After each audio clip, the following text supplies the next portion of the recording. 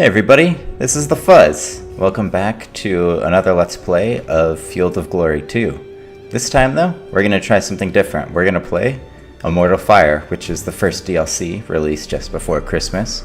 They have a number of new campaigns, and one of which is Alexander the Great, a what-if campaign. And they actually have two different Alexander the Great campaigns, so to speak. One of them is in the Epic Battles section, where you can actually play each of Alexander's major battles, which are really fun, but I won't focus on those during this series.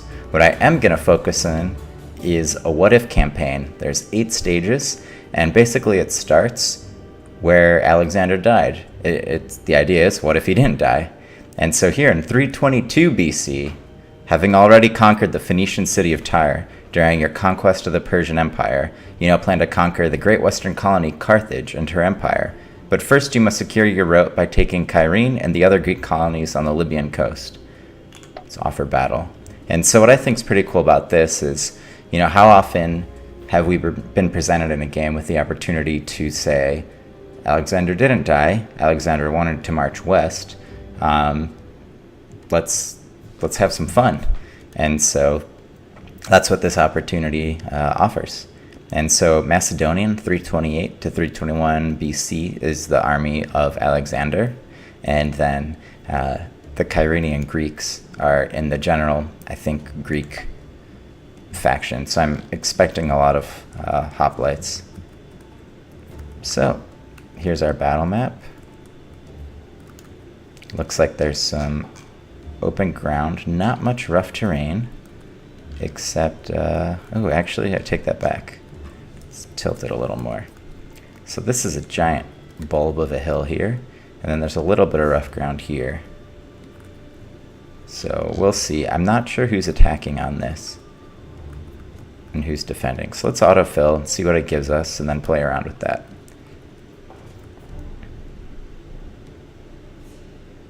Okay. So one thing that, if you've watched the previous campaign I did with Field of Glory 2, I've had less luck than I would have liked with a bunch of heavy archers, javelin men, and the like. But I have gotten pretty good at some other things. So I found that I actually prefer Cretan archers or Indian archers to the others. And I don't know why. I suppose Indian archers because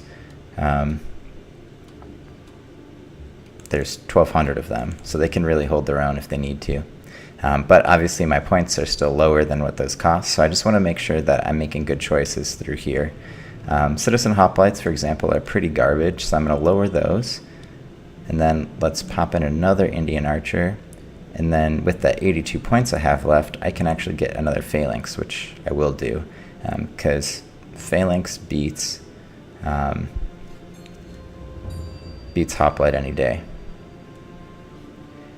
It's funny, there's this chime in the background of this game, and every time I hear it, I swear I think there's an elevator. Alright, I don't like any of the horse archers,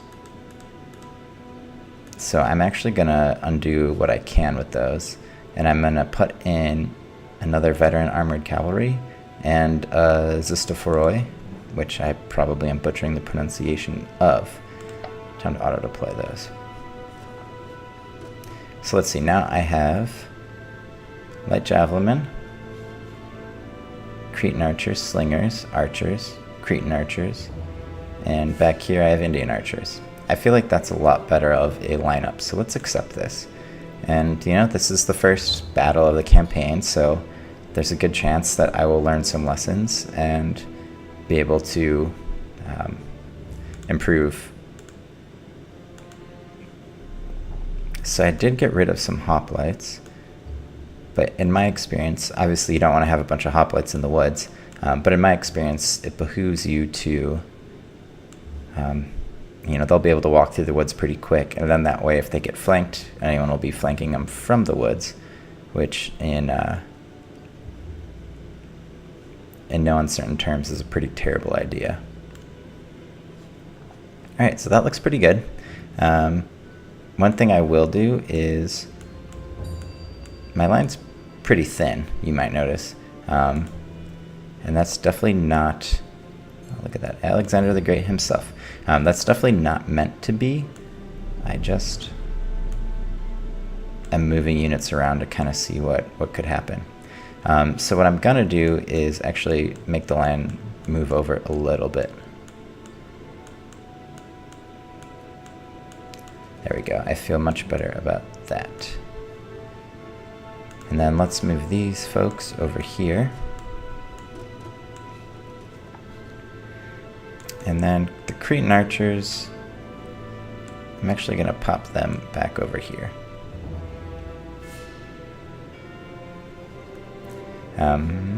Okay. The Indian archers, my plan is to basically plop them down on top of that hill and just let them have at it. Okay, I think this is going to be okay. Let's hit 3 to see where their zone of control is. It's a little heavy on that side, so maybe I'll move the cavalry over here. Yeah, let's do that. So that way, if you push 3, you can see the zones of control, and they overlap enough where I feel confident. So let's just get this started. It's been a long enough time.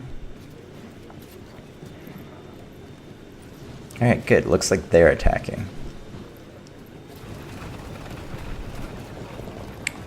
Okay, so they have some heavy chariots. Unlike most campaigns in this game, I actually haven't played it through yet. So with the previous campaign I had, the Mithridates of Pontus campaign, I actually played that through, won it. It was fine in terms of my ability to complete it. However, this one I haven't done, so every game's kind of a new experience for me. I felt like that would be a little more fun, and you can see something maybe a little more organic. Let's see. So they just have a bunch of various forms of hoplites. So you can see they have some distinct shield patterns, which is pretty cool. Mercenary hoplites have the prettier ones. And so yeah, they do have a lot of chariots. Interesting. Alright, so let's move everybody up 2. And again, the reason I'm doing that is because I can definitely make some progress. Okay, make some progress and kind of meet them halfway. Basically, my goal is to, since these guys aren't disrupted by the hill, actually these guys are distorted by that steep hill, I'm at least going to try to have them sit down in front of it right here, and that should cause some consternation for them, I hope. We will see. Alright, and then let's move our cavalry over here. I've yet to decide what my plan is, which I probably should have done before I started moving them.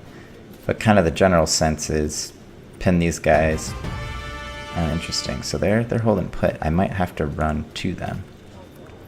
That would be annoying.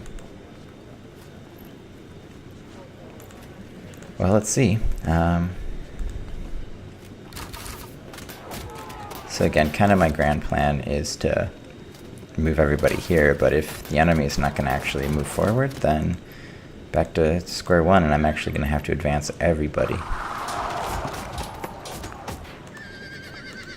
And so you might wonder, what am I going to do with these guys? And I think I'm just going to mass everybody together. Okay. Let's do this. So this is ideally where everybody would hang out. These guys are moderately disordered, yeah. Actually, no, I'm sorry. I would move them forward, and I clearly messed up where the Rio Foroi and my hoplites were going to be. I meant to switch those around, but that's fine. Not that big of a deal.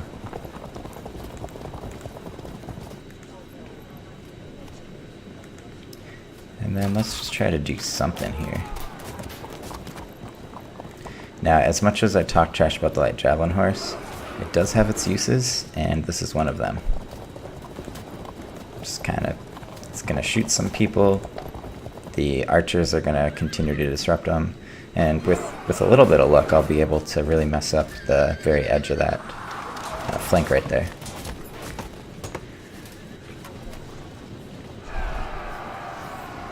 Yeah, see now all of a sudden these guys are way out here, and I have the opportunity.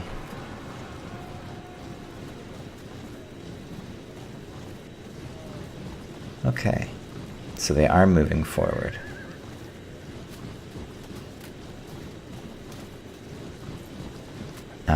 This hill slope is a lot lower. Yeah, see, this is a difficult slope, and this just says open ground hill. So,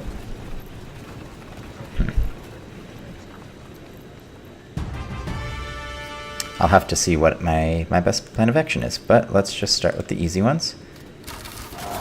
Yep, exactly. With any luck, I'll be able to rout these guys this turn. Oh no, I can't because of the hill. Great. Well, that certainly helped, so I'm not going to complain too much. And there's no way they're going to be able to reach them, so let's, I don't know, let's just annoy these guys.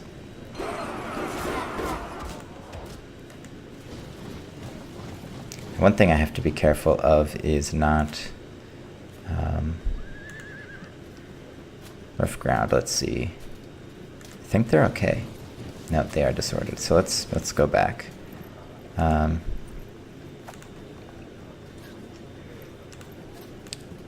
I wish I could switch these two units, but let's see. 1, 2, 3, 4. Maybe I have time. I'm gonna do it. Yeah, I'm gonna do it. Because I can also add fire. So basically what I'm doing is I'm just moving these hoplites here, moving these guys back here. So if anyone does try to attack them, they'll hopefully be doing so from the rough ground. And if they're not, I'll still be able to flank. Okay, so that looks pretty good. Indian archers on the hill doing some work. And then I need to solve this moderately disordered area. But I'm not quite sure how to best do it. I mean, I could run up and just sit there, but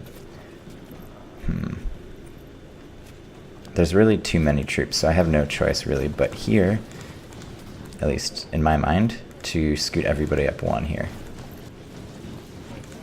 And I'll have to scoot him up the next turn. And then let's see, do you get disordered? That you don't. Okay. So this is where I'm at. My line's a little jagged.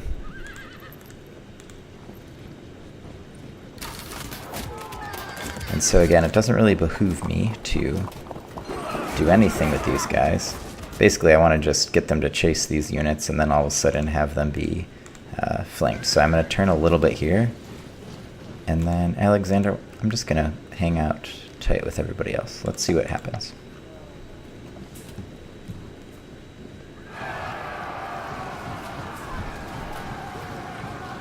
Alright, well that is exactly what I hoped would happen.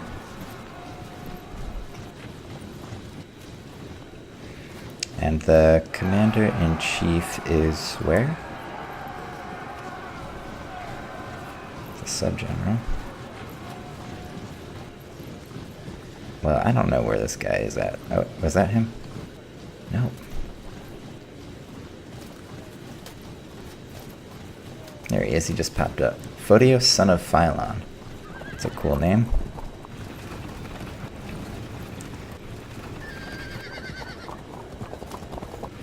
Well, one thing that I definitely did was when I removed all those auxiliary archers, I got rid of a lot of the troops that could have helped overwhelm some of these earlier pushes. So let's just hope that, oh goodness, it looks like I can't fall back. What's the phrase? Screwed the pooch? I believe that's what I did. I screwed the pooch. I actually don't think that's a real phrase. But here I am. Not too pleased with myself. I mean, these poor bastards, what are they doing? They're way out there. So I'm going to run away, and Hope that I can get him out of there in time. Likewise, let's get you guys back. Yeah.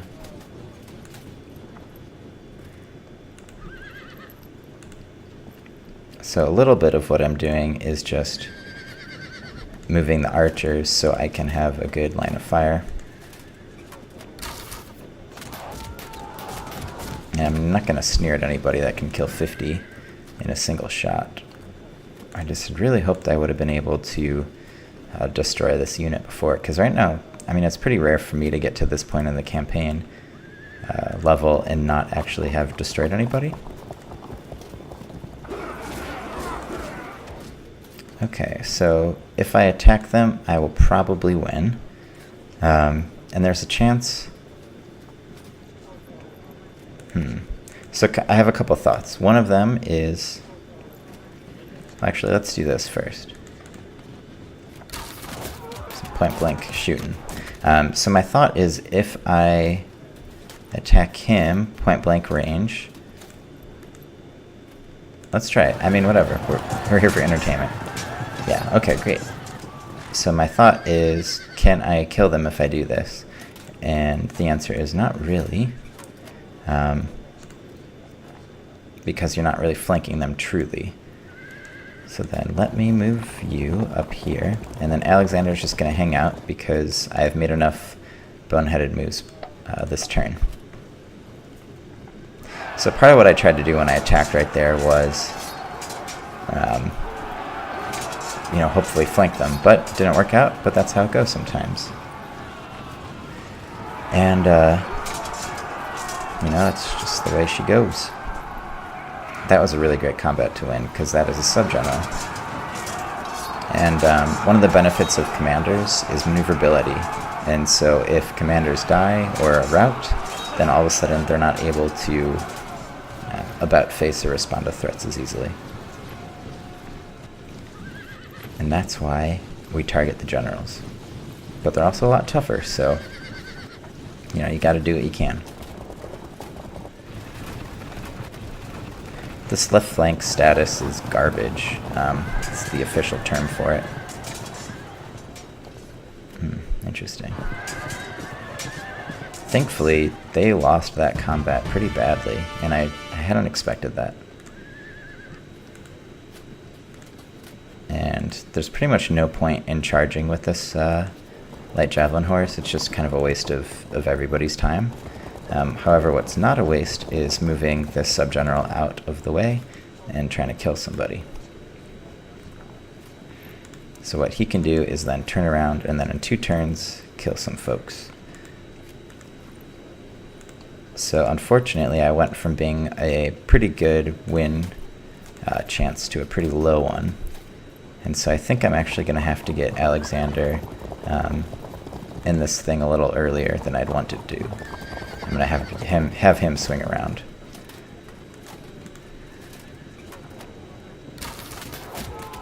And so clearly some of what they did was try to hold these guys in place with my Thracians. However, pike phalanx generally going to win, especially over time against hoplites, so there you go. The danger of charging with pike phalanx is they just charge and charge and charge, and then before you know it, you're pretty much in no man's land.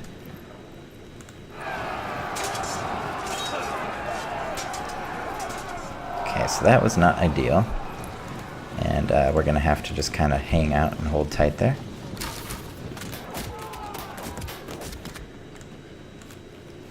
Let's see. Yeah, okay.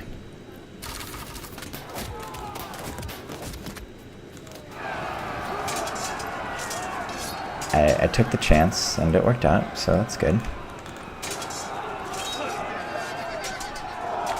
Okay, good. So, you know, that combo went poorly for me, but that one went way worse for them. And I just have to hope that my armored cavalry is up to the task right here. It has to hold for 2 turns. Okay, next up. So, attacking anybody with these guys is pretty much stupid. And I didn't really want to charge right here. But I also don't have a choice. There's hoplites, and And there you go. My hope is that they can get flanked, but I don't think I'm going to be so lucky. And then these guys are just trapped, so I don't know, turn around and shoot somebody.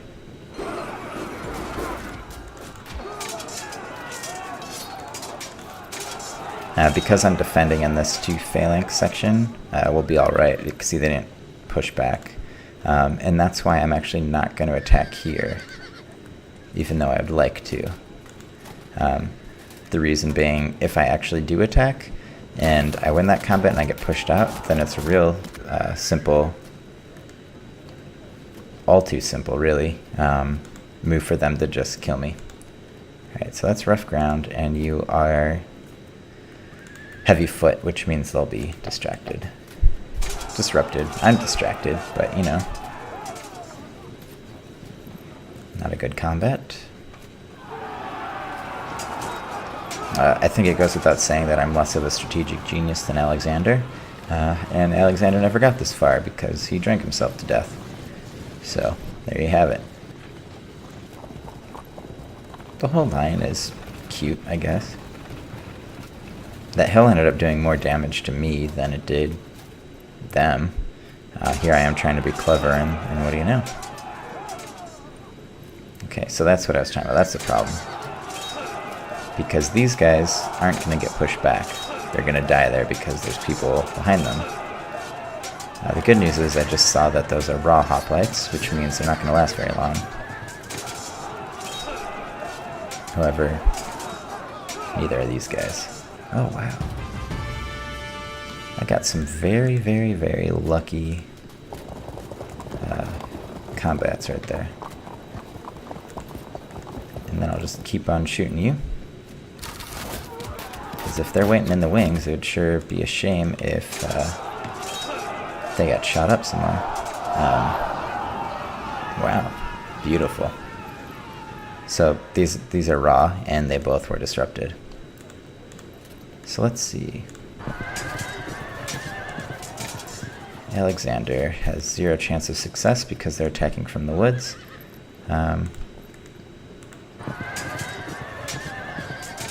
So that's not great, but there's only so much I can do right now. And I should press my advantage there, charge with the disrupted ones. And that's why I do that.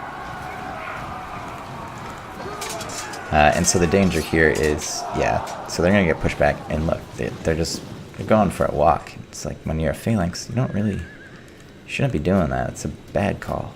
Because then if you're going for a walk, then everyone surrounds you, and all of a sudden the party's over.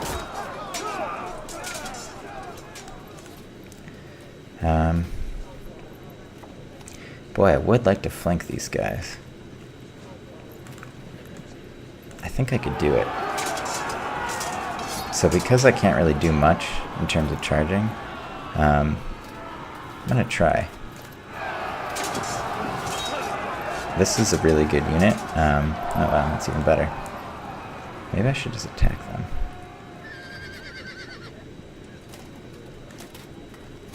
So because they're disrupted, I like my odds. That's why I'm thinking about it. Otherwise, I wouldn't even think about putting my hoplites on rough terrain. What if I move here and turn here? Let's see what happens. That gives me another turn to decide if that's stupid or not. And then I'll just keep on shooting you guys. Hey, what do you know? Disrupted. 80% chance of victory? Could have been better. That actually worked out pretty well. In my experience, chariots aren't really much of a problem, but these are heavy chariots, so maybe they will be? I'm not really sure. I'm used to scythe chariots. And I'm just going to move these light troops elsewhere so I can deal with their annoyance. My javelin men are just going to keep on keeping on. Alright, looks like that's all we can do because I'm not going to charge Alexander through woods to attack heavy cavalry. That is what is called bad strategy.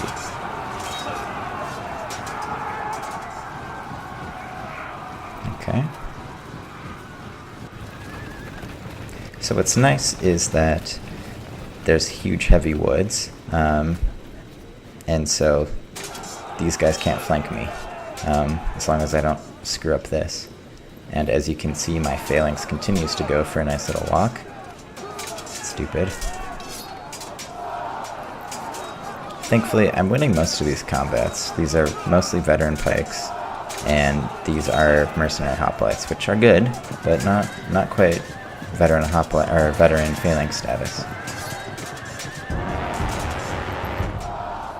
All right, and I do believe the general just died. That was that terrible noise. Yes. Let's double check. Yep, 1 general alive, 2 generals alive. All right, we're good. So let's charge. And it says they break on contact. Great. Straight up dispersed. That is beautiful. That's exactly what we want. And Alexander's just going to charge to get in on the fun, because I think that'll be it. Routed. Great. And I love when they disperse. That's just, there's nothing like it. And just for fun, let's just keep on killing them.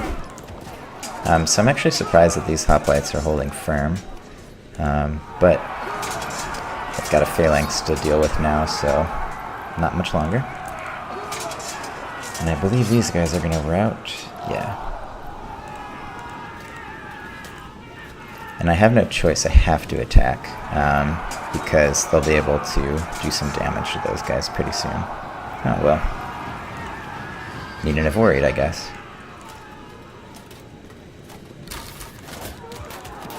Let's see if I can't get these guys disrupted. Success. Good.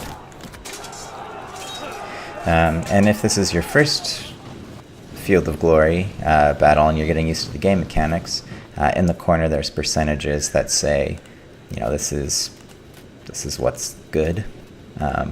So right now I have killed 19% of the Kyrenian army, and they have killed 0% of mine, and that's in terms of routing only, not actual casualties.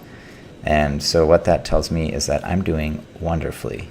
And part of the reason for that is probably because this is, you know, it's kind of the first battle of a campaign. And often we'll find that it's pretty easy, because they don't want to hit you too crazily. And again, these guys are still too disordered, but I needn't have, you know, my grand plan didn't even matter, as it turned out. And now that they're off of that terrain, I'm just going to lock these guys up. And the reason for that is my phalanx here are fighting multiple combats, and I want to end that as soon as possible. But I think I can. Oh, wonderful. Broken.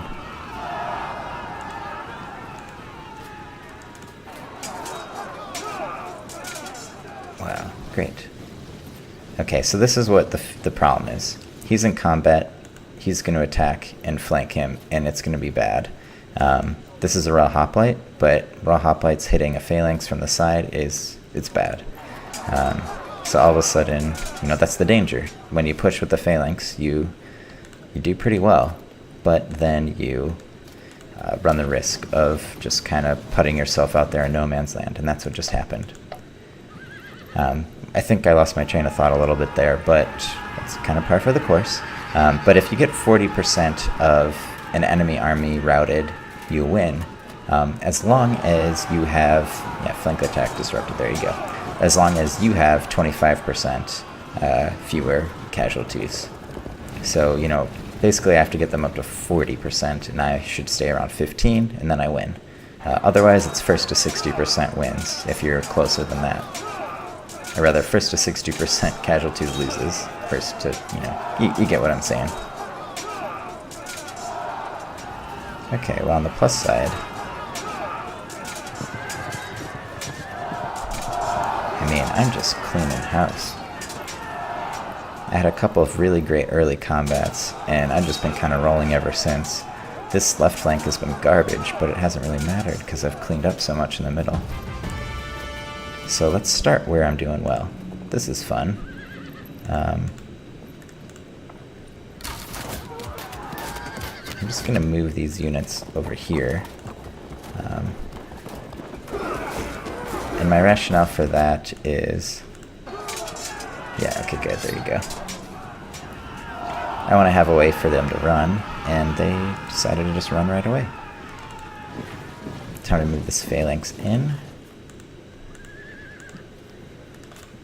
And these guys are already routed, but it's a nice way to clear up some of your troops. And just enjoying this now. This is fun. Oh no, that was actually... I didn't mean to use Alexander.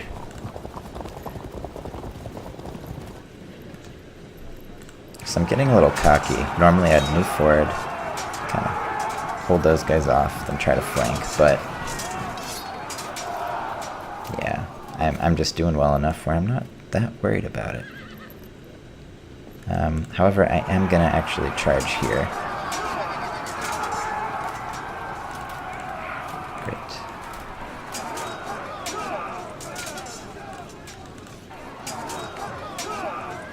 And if it wasn't entirely obvious... oh, wonderful. This is definitely the riskiest place to be. You know, I want to attack these guys, but I can't. And so now I'm basically stuck there. Oh, that was easy. But again, now I've got... I mean, what is this line? This isn't a battle line. This is a battle disaster. So let's charge them. They're not going to do well because this is one of my generals. Yeah, perfect. So on the plus side, now they're only facing one combat, so while they were flanked, that negative trait is going to go away. Because, well, we routed the person that was trying to kill them. And at some point, you might have noticed that 45% or 40% threshold was hit. So they're done. We won.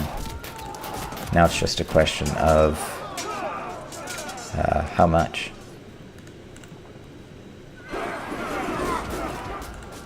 And this seems like pretty decent in the way of chariots, because these hoplites, which granted aren't very good quality, they're going to lose combat. They will win the next one, though. Yeah, let's see what happens. Okay, so they didn't like being in combat with a bunch of men armed with pointy sticks, so what can you say? Alright, let's zoom out to get a larger sense of the battlefield and see what happens. But I'm pretty sure that this is it. You know, this was a pretty light skirmish against a tiny little Greek power. I think this part of the campaign was pretty much saying, and this is, young player, how you could possibly fight. And obviously I'm going to need to do a lot better against some of the armies that I'm going to face, because I have a sense that they're going to be a lot better than this one that I faced. You know, on the plus side, this might be one of the first battles I've ever done where I haven't actually lost a single unit, now that these guys didn't rout. That must suck to be in combat with someone and realize, oh, it's the Alexander. That's not good. Alright. So, after this, combat runs, great. 52%. That's so beautiful. There we go. We won. Wonderful. And you can go and look at the battlefield, but I don't think that's entirely necessary. I mean, we can see what happened. We won. Their cavalry was completely pointless because of these woods and us being able to just kind of stick some dudes with sticks at the edge of the woods. So they didn't use any of their chariots, which is why you don't bring chariots to a war, kids. And our phalanxes went everywhere, but I was a little overconfident, and it didn't hurt me, and I'm thankful for that. And as you can see, we destroyed them. Almost 16,000 casualties from them, and only 2,400 from us. That's not going to be typical, but I like what I see. So that's Field of Glory. This is the end of part 1, and when we come back to take the next campaign stage on, we're going to have to review the field army, and then we can decide if we want to call in some allies or call in some guys from home. So thanks so much for watching. Once again, this is The Fuzz, and this is Field of Glory 2, Immortal Fire, and we're playing the campaigns of Alexander the Great. If he didn't die and decided that those folks out to the west needed some Greek liberation.